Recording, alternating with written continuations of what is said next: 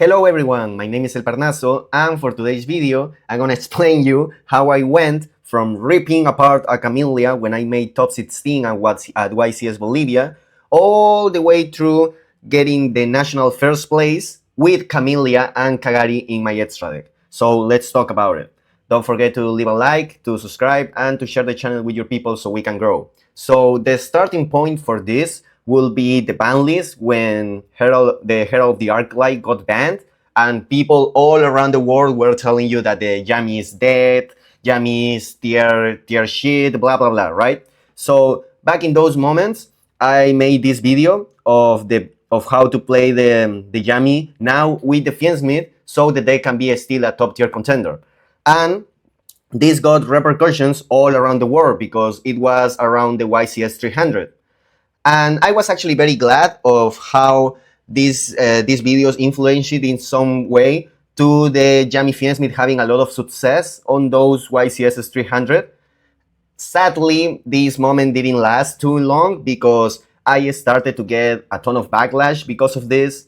The main example will be a lot of top tier players around the world challenging me constantly to grudge money matches to determine who is the creator of the Yami Fiensmith or to determine who the best Yami is, which to this day I still think is low light dipshit behavior. Like, think about it. What actually a money match is going to prove when it comes to the nature of how this game works.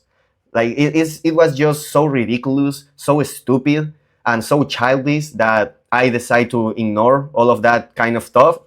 But at the end of the day, these are still people that are supposed to be top tier when it comes to Yu-Gi-Oh, right? So in some way, this still started to get into me. It started to actually affect me.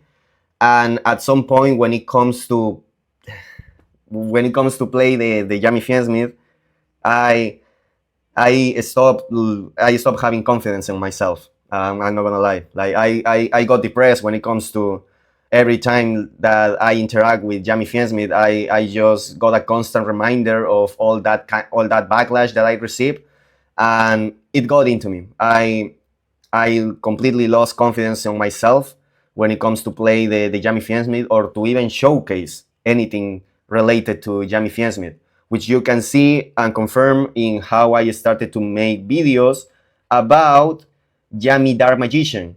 The reason why I started to play Yami Dark Magician is because I really didn't want to have any Fiensmith card in my Yami deck because it was a constant reminder of all that backlash that I received back then that got me depressed, that got me to lose confidence in myself.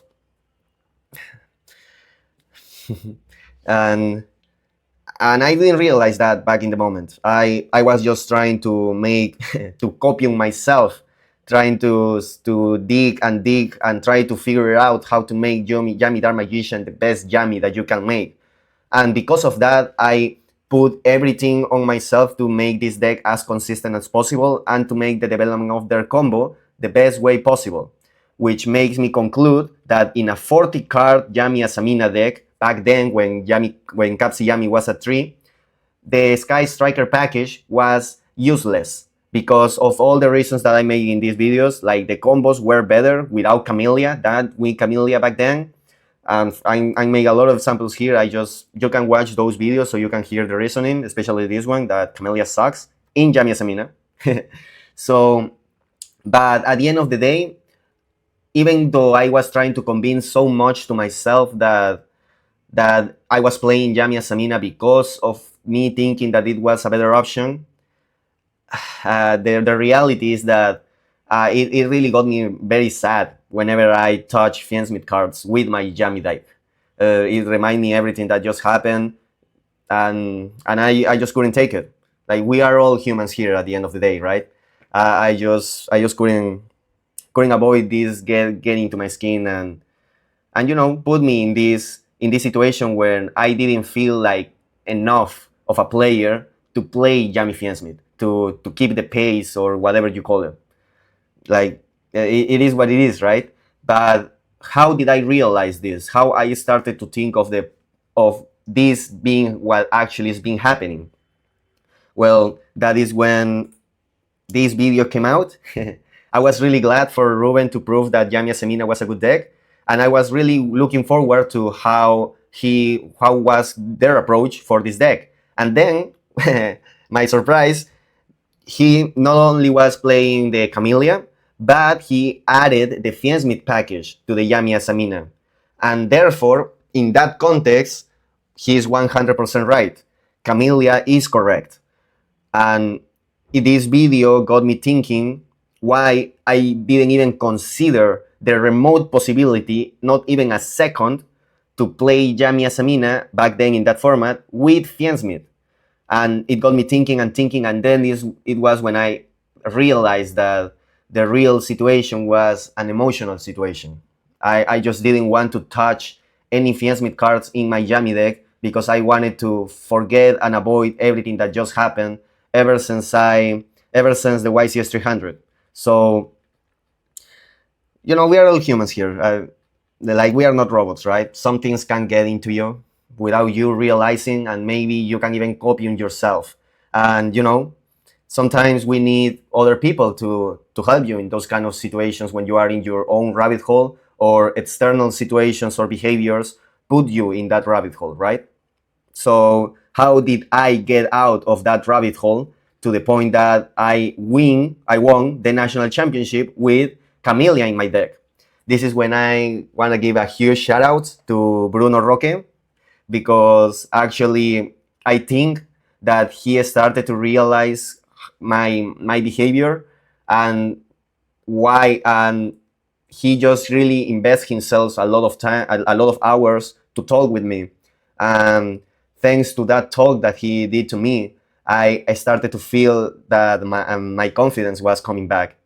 I was trying to, then I realized that I was just trying to self-sabotage myself without even knowing, because of how all of this stupid drama got into me. So at that moment is when I realized that there are people that actually believe in me and what I can achieve. And when you have those people giving you that support, it fools you inside when it comes to this confidence that I was lacking, that I lost, or maybe a confidence that I never had before. Not gonna lie.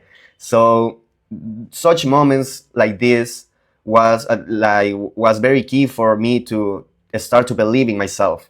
And if I was put in a situation when I believe in myself, there was no reason anymore to not consider the Fiensmith cards in my Yami deck, especially after the ban list.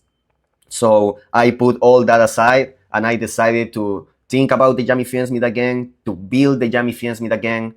And you can see the results, right? It was literally the best result possible. I won nationals, and I won it with Sky Striker Camelia. It was very key because when you consider the Fiensmith package in any Yami deck, the Sky Striker package with Camelia just becomes so much stronger because of how the Fiensmith card put monsters on the board without having to waste other cards and without wasting your normal summon. So this is the context that I wanted to give you. I don't know if many of you expected that for be the reason, but at the end of the day, we are all humans. We all have emotions. We all have these kind of situations when maybe you won't get out of there without any other people supporting you. So, I just wanted to share this with you so you can see that, again, we are all humans, and you need to take that part into consideration every time when you are playing Yu-Gi-Oh! And in your life in general, right? Because you need to apply this in your life in general, you need to apply it also in Yu-Gi-Oh! So this is what I wanted to share with you guys for today's video. I hope it worked out for you, this context. It is what actually really happened. So, if you enjoy this insight, this approach to acknowledging how important emotions are, how important your confidence and the building of your confidence is, well, subscribe, leave a like, and share the channel with your people so we can keep growing. Thank you very much. Shoutouts again to Bruno Roque. Shoutouts to Ruben Penaranda, which, by the way, treat me with a lot of respect when he mentioned me in this video, which I also think was very key for me to gain this confidence. So I really appreciate that. Thank you very much, and I'll see you in another video. Bye bye.